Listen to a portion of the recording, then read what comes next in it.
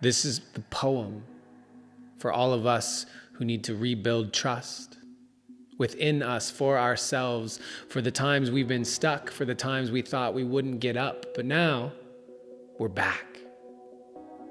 We're back, and there's a feeling that I put on my hat and I step into the version of me that I want to be, the version of me that I've been created so consciously over the past times that I've experienced all of the calamities, the tragedies, the agonies, and instead I bring myself up from the raggedy version of me, because it was still me, but somehow it was like a small version. And now I'm ready to be someone new. I'm ready to be more of who I knew myself could be, even back then when I felt so wrapped up in the story. The version of me that I felt would be in the glory, the underdog who rose to the top. But why don't we just stop and take a pause and look at that very arc and ask ourselves the question, do I need the pain to have the lesson?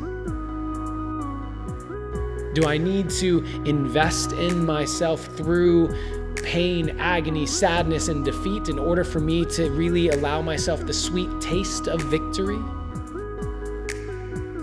Or can I choose to step into the timeline in which I shine so bright and so divine and remind you that you can shine too with every breath that you bring into your body?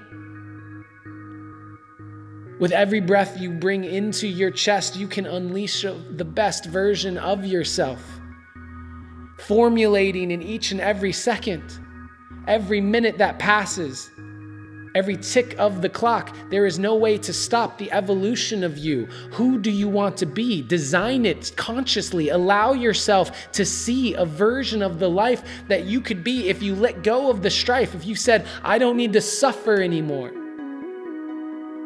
Everything I've been through has brought me to this point. I'm so grateful for all of those things, and yet I anoint myself into the version of me that is now ready to let it all go. I no longer need to be part of a sad show. I can laugh. I can play, I can find a new way, I can get on my knees and pray and say, hey God, I'm ready. I am ready to accept that suffering doesn't have to be my path to evolution.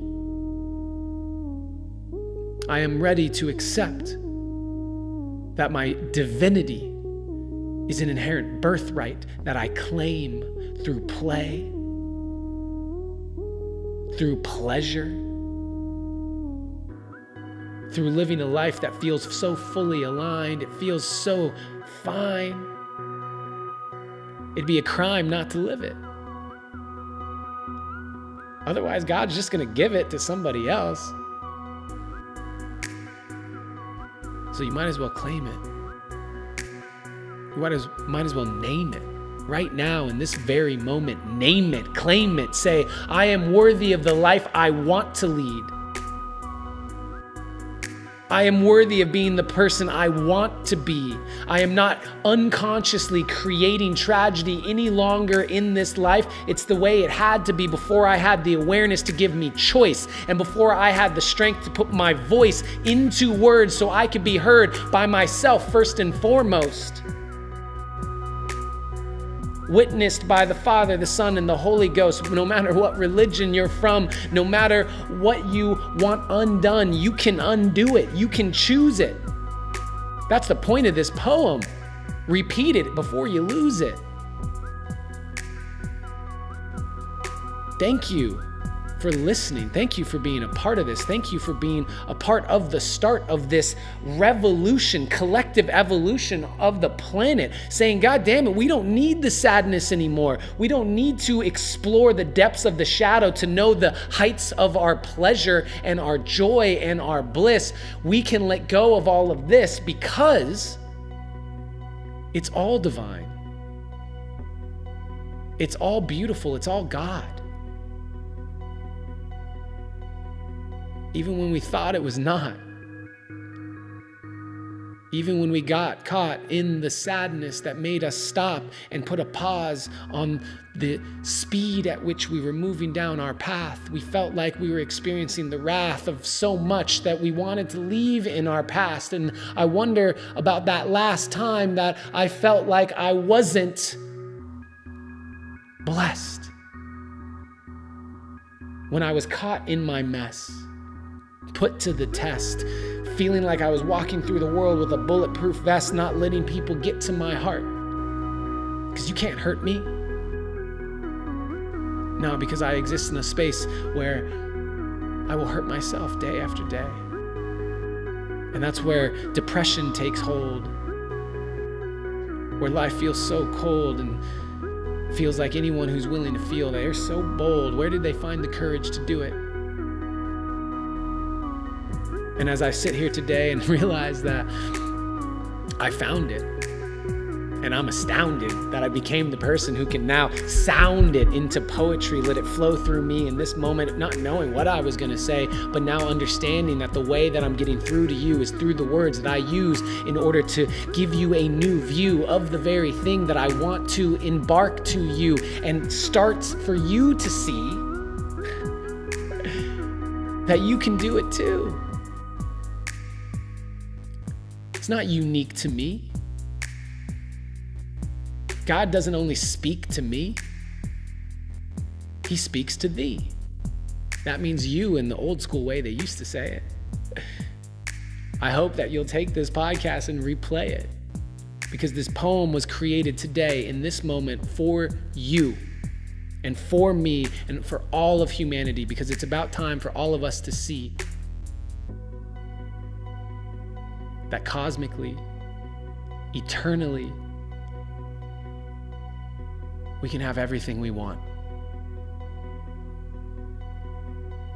We can be whoever we want to be.